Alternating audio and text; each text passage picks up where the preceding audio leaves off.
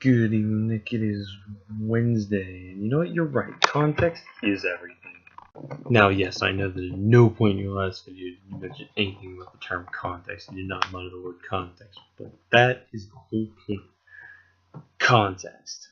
And the fact that I'm able to derive context from your video shows the context is important. Now, Nick, I kind of derive it from the fact that you said that sometimes we don't know how things are going to turn out. It could be positive, it could be negative. We might not know for thousands of years.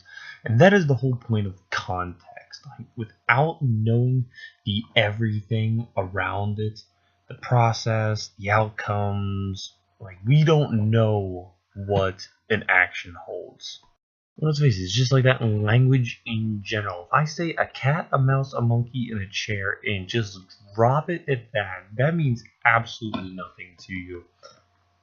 But if you've seen Eddie Izzard's 1999 Dressed to Kill comedy special, cat, a mouse, a monkey, and a chair would mean a whole bunch of things to you and a very hilarious joke.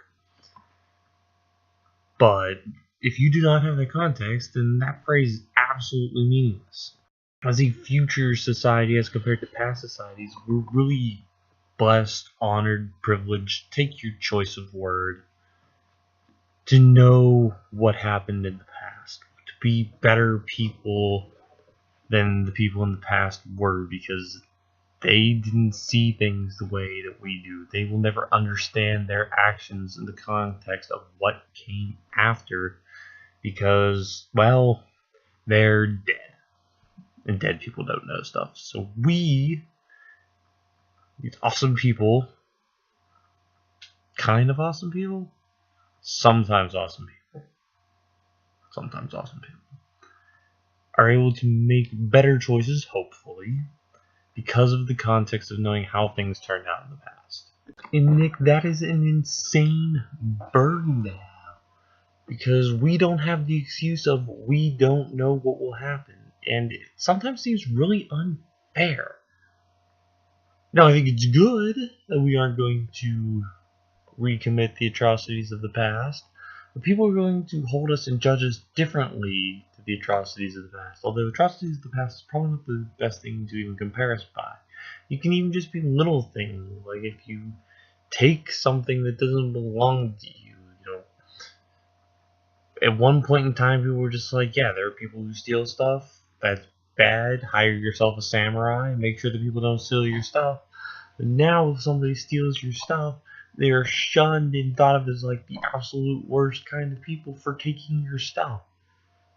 It's not just a fact of life anymore. We are held to a different standard than people necessarily were in the past. In some ways, that's good. We have to think about what we do a little bit more. We can try to be better people and hopefully make a better future. But at the same time, that's a lot of pressure sometimes.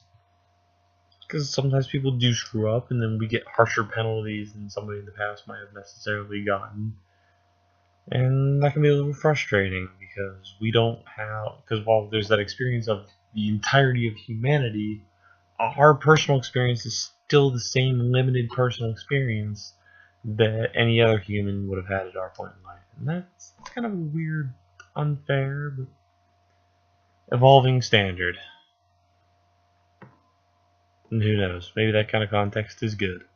But contextually speaking, I'm running out of video space, so I'll see you on Friday.